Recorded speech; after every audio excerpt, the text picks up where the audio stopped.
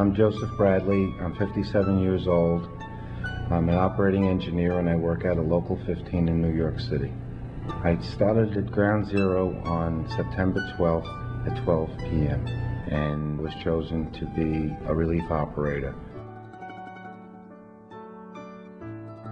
Well, St. Paul's was a miracle from September 11th. First of all, St. Paul's is less than 100 yards from Building 5. Building 5 was completely destroyed, and every other building in the World Trade Center. And St. Paul's doesn't even have a broken pane of glass. And for me, I travel by public transportation. I take the railroad in, and then I take the subway. And my first stop every day was at St. Paul's to sit down, to say a prayer, to get myself ready to go down to Ground Zero.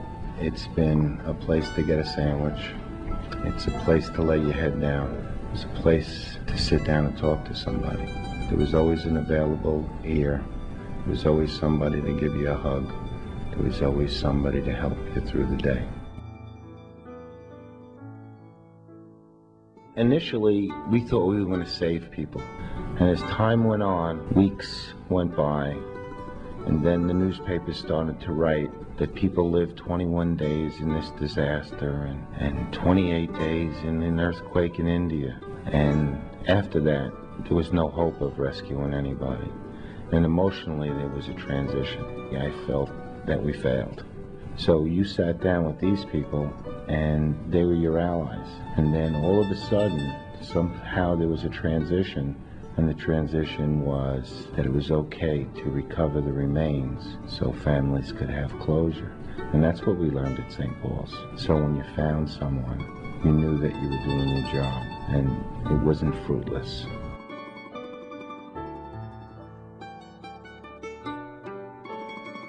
We probably would have taken way over a year if we had to go and find food on our own. Because I think that what happens is you take a break, you come in, you see a smiling face, you got a place that you can wash up.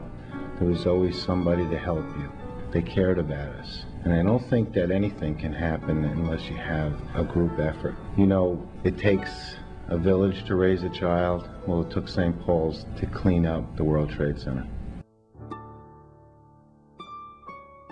It's a cheerful place, St. Paul's. And you look and you see the banners from all over the country. And you see American flags made out of children's hands. And the effort of the people of America, it made the job easier. When you sat down at St. Paul's, there were notes, and naturally you pick up that note. And a lot of us wrote back, thanking the kids for thinking about us. It kind of cheers you up to read, I'm in the 8th grade at so-and-so middle school, and when I grow up, I want to be brave just like you.